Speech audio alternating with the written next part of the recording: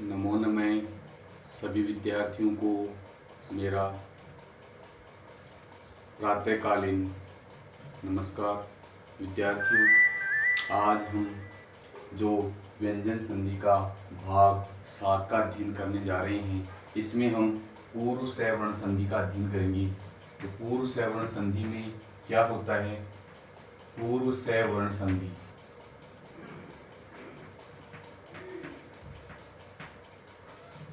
अब हम पूर्व सवर्ण संधि का अध्ययन प्रारंभ करें उससे पहले अपने साथियों को जोड़ने के लिए कक्षा को शेयर कर देना, और जिस साथी ने, जिस विद्यार्थी ने मेरा चैनल सब्सक्राइब नहीं किया है वो सब्सक्राइब जरूर कर लेना, ताकि मेरा हर एक वीडियो आप तक अपलोड होते ही सबसे पहले पहुंच सके।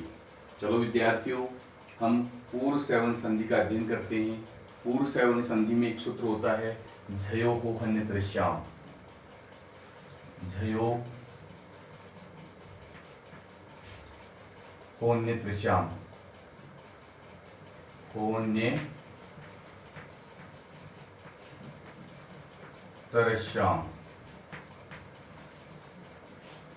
अब ये जो सूत्र है झयो हो अन्यत्र श्याम, ये कहता है कि झय वर्ण के बाद है होने पर झय को उसका चतुर्थ वर्ण हो जाता है, यानी जो झय प्रत्याहार होगा उसको भी और है को भी, यानी है ना, उसके स्थान पर चतुर्थ वर्ण हो जाता है।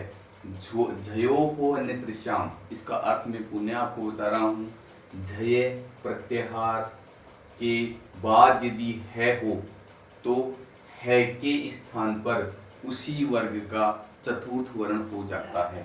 जैसे कै, खे, गे, घे, ये 4 वर्ण हैं। इनके बाद यदि है हो तो है के स्थान पर है बराबर घे आदेश हो जाता है।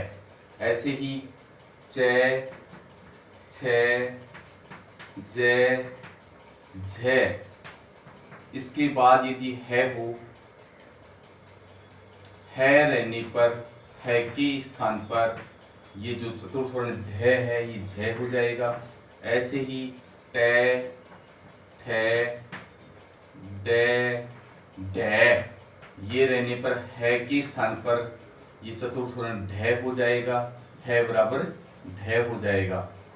टे, थे, दे, धे के बाद है होने पर है बराबर ध हो जाता है। ऐसे ही पै, फै, बै, भै के बाद है होने पर है के स्थान पर भै आदेश हो जाता है। और उसमें जो अपना जो जसत्व संधि में हमने पढ़ा था वो तृतीय वर्ण भी हो जाता है, जसत्वकारी भी होगा और पूर्व सवर्ण संधि में चतुर्थ वर्ण भी होगा। तो अब हम इन नियमों का उदाहरणों के माध्यम से अध्ययन करेंगे।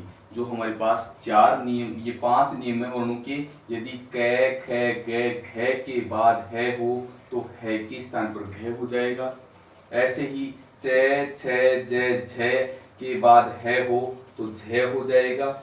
और टे, ठे, डे, ढे, ढे के बाद है हो तो ढे हो जाएगा। और ते, थे, दे, धे, धे होने पर है के स्थान पर ध हो जाता है। ऐसे ही पै, फै, बै, भै के बाद है होने पर है के स्थान पर भै आदेश हो जाता है। तो अब मैं आपको एक उदाहरण देकर के बताऊंगा कि जैसे यहाँ किस उदाहरण में क्या होगा। जैसे तद हितम, हमारे पास उदाहरण है तद हितम।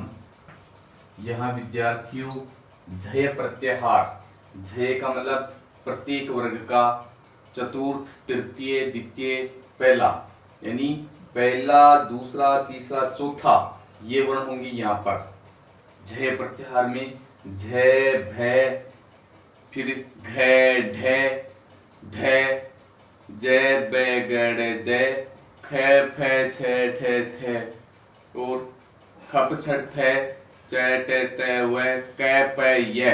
यहाँ तक झ प्रत्याहार में प्रत्येक वर्ग का पहला, दूसरा, तीसरा, चौथा वर्ण होगा।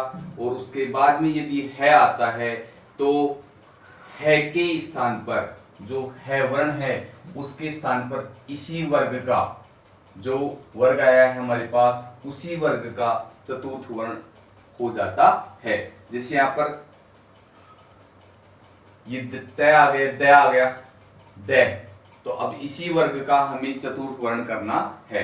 तो यहाँ इसका चतुर्थ वर्ण ध होगा, तद्धितम, यानी है के स्थान पर यहाँ ये ध हो जाएगा। तो है के स्थान पर यहाँ ध हो जाएगा, तो हमारे पास रूप बनेगा त द, और है के स्थान पर ध हो गया, धी तम, तद्धितम। और जसत्व कार्य यदि हम करेंगे इसमें, तो जो तद्धितम, जो विकल्प से रूप होगा यहाँ पर, इसको हम इस प्रकार से भी लिख सकते हैं, तद्धितम। ये जसत्व कार्य में भी हो गया।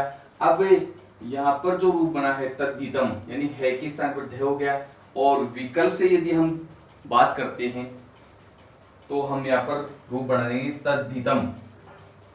तद्धितम, इसको हम दो तरीके से लिख सकते हैं, तद्धितम और तद्धितम। अब ऐसे ही एक और उदाहरण है, जैसे वाक हरि, वाक हरि, यहाँ क वर्ग का वर्ण आ रहा है वाक, वाक हरि, ये दो पद हैं वाक हरि। यहाँ विद्यार्थियों हमारे पास सूत्र है झयो पुण्य दृश्यम।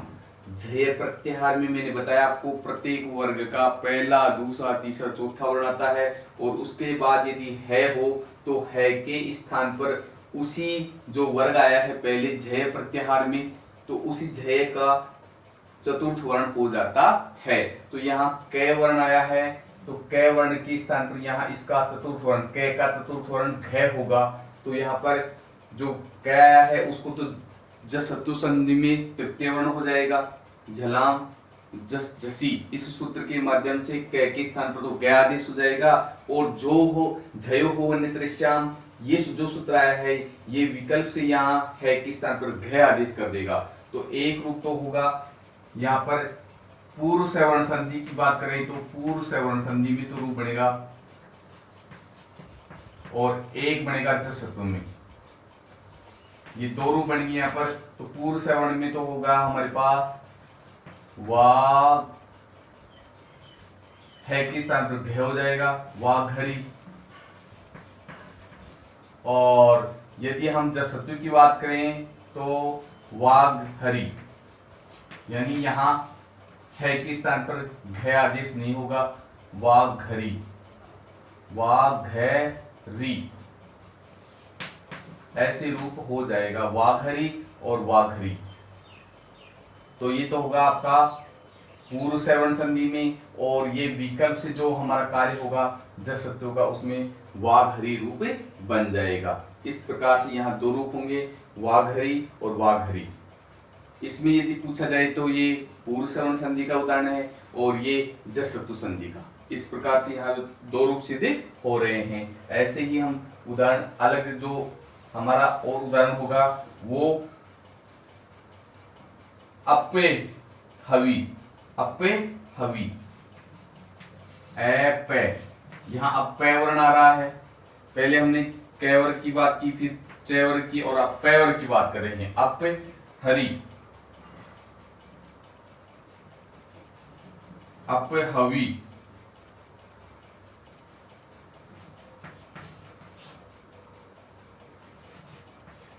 अब यहाँ विद्यार्थियों प है और प के बाद है आ रहा है, यानी झय के बाद है हो तो झय के स्थान पर, और है झय के स्थान पर तो जसत्व कार्य हो जाएगा, और है के स्थान पर उसका ही चतुर्थ वर्ण हो जाएगा। यानी प वर्ग का चतुर्थ वर्ण करना है हमें। तो प वर्ण का प, फ, ब, भ, तो यहाँ है के स्थान पर भ आदेश होगा। तो यहाँ पर ए, और यहाँ तृतीय वर्ण जसत्व में ब हो जाएगा, और है के स्थान पर भ हो जाएगा। भवी, अब भवी। और यदि हम विकल्प की बात करें तो यहां पर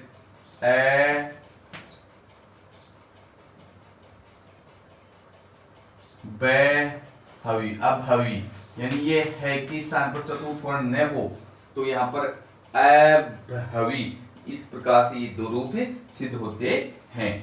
और ऐसे ही हम दूसरे उदाहरण की बात करें तो सट हया, सट्टे हया, सट्टे हया।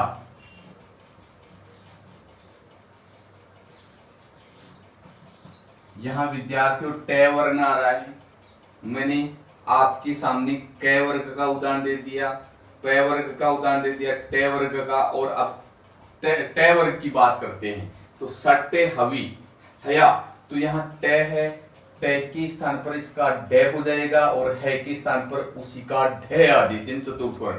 पूर्व जो वर्ण है इसको तो तृतीय वर्ण करना है, और जो है आया है उसी तय वर्ग का चतुर्थ वर्ण कर देना है। तो पूर्व सवर्ण संधि में तो रूप बन जाएगा स डे ढया, सढया। और जसत्व कार्य में यदि बात करें तो स डे ढया, सढया। इस प्रकार से ये दो रूप सिद्ध होते हैं। ऐसे ही हम अब बात करते हैं एक और उदाहरण की, जो हमें बताएगा कि द के स्थान पर भी ध आदेश ही होता है। जैसे संपद हर्षय, संपद हर्षय।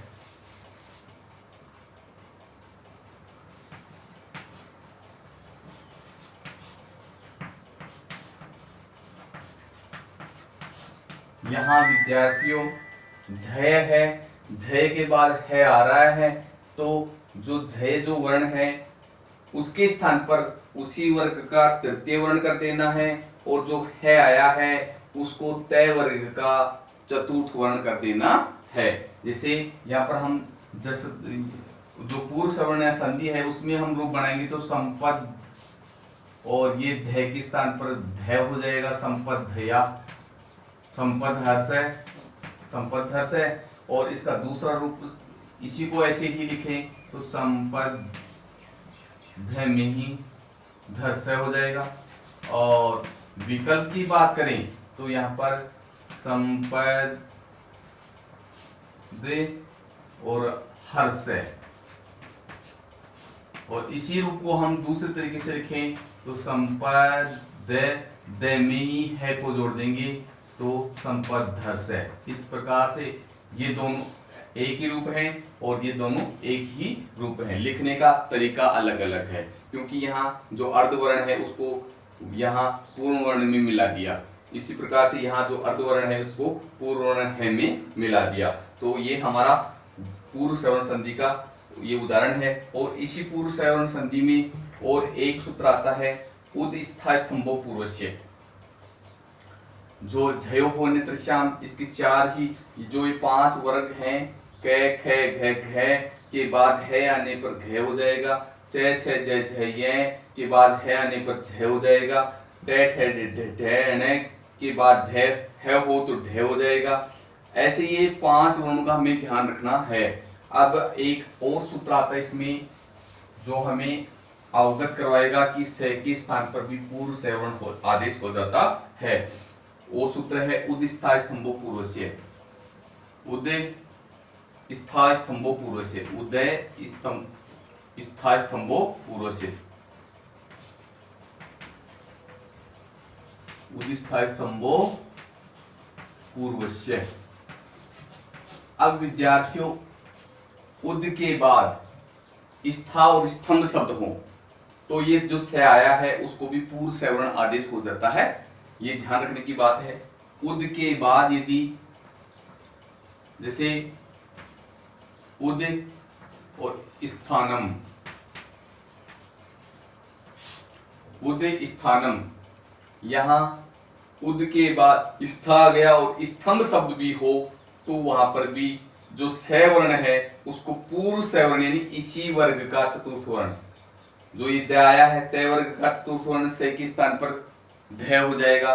तो यहाँ उदिस्थाई स्तंभो पूर्व से जो वर्ण है, जो सूत्र है, उसके स्थान पर तो हमारे पास रूप बनता है उद ध थानम, उद ध थानम। लेकिन एक सूत्र और आ जाता है, वो कहता है झरो झरी सवर्णी। सूत्र आता है हमारे पास झरो झरी सवर्णी। झरोझरी सवर्णी जो सूत्र है वो कहता है कि झर प्रत्याहार, झर प्रत्याहार में चतुर्थ, तृतीय, द्वितीय और प्रथम और स रह, तो स तो ये झर प्रत्याहार के बाद झर प्रत्याहार हो तो पूर्व सवर्ण यानी पूर्व जो पहले का जो वर्ण है उसका लोप हो जाता है, विकल्प से ये लोप कर देगा। तो ये जो उद प्लस स्थानम बना है तो इसका हमें इसके अनुसार हमें रूप बन जाता है उद थ थानम, उद थ थानम, उद थ थानम। ये तो पूर्व सवर्ण में बन गया। और झरोझरी सवर्णे, ये सूत्र कहता है कि जो ये थ आया है इसका लोप हो जाना चाहिए। तो उद थानम, उद थानम, उद थानम। और चरत्व संधि में यदि हम बात करें तो यहाँ द का तय बन जाएगा, तो चरत्व संधि में रूप बन जाएगा उत्थानम। तो उत्थानम यहाँ तो चरत्व संधि होगी। और जो ये उद्थानम, ये विकल्प से झरोझरी जो सवर्णी जो ये सूत्र आया है यहाँ पर थ का इसने लोप कर दिया तो उद्थानम बन गया। और पूर्व सवर्ण संधि में रूप बनेगा उद्थानम। इस प्रकार से यहाँ तीन रूप सिद्ध हो रहे हैं। तीनों का एक बार पुनः आपको अवगत करवा रहा हूं। उदस्थाई स्तंभो पूर्व से इस सूत्र से तो उद्थानम रूप सिद्ध होगा और झरोझरी सवर्णी सूत्र के माध्यम से उद्थानम रूप होगा। और जो खरीचे जो सूत्र है उसके स्थान पर उत्थानम रूप सिद्ध हो जाएगा। इस प्रकार से यहाँ तीन सूत्रों के माध्यम से तीन रूप बनेंगे। तो यहाँ पर पूर्व सवर्ण संधि है और यहाँ पर भी पूर्व सवर्ण संधि में विकल्प से लोप हो गया और यहाँ पर चरत्व संधि है। इस प्रकार से यहाँ हमारे पास रूप सिद्ध हो रहे हैं दो। तो अब हम बात करते हैं एक और उदाहरण की। उद स्थिति, उद प्लस स्थिति, स्थित, उद प्लस स्थित। तो यहाँ पर उद प्लस स्थित जो स्वरूप है तो यहाँ पर जो सूत्र आया है उदस्थाई स्तंभो पूर्व से, क्योंकि यहाँ उद और स्थिति जो पद है यहाँ पर पूर्व सवर्ण संधि जो स है, ये जो स आया है इसके स्थान पर पूर्व सवर्ण संधि में चरत्व संधि का ये इसी का रूप हो जाएगा। तो उद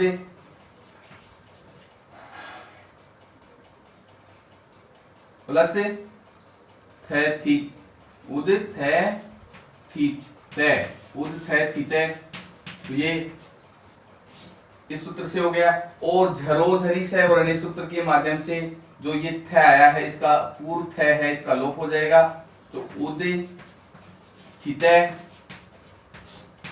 उद थित पूर्व झरोझरी सवर्णी। और फिर खरीचे जो सूत्र आएगा उससे उत्थित, ये चरत्व में कार्य हो जाएगा। इस प्रकार से उद स्थित जो रूप होगा उत्थित, इससे तो जो सूत्र है हमारे पास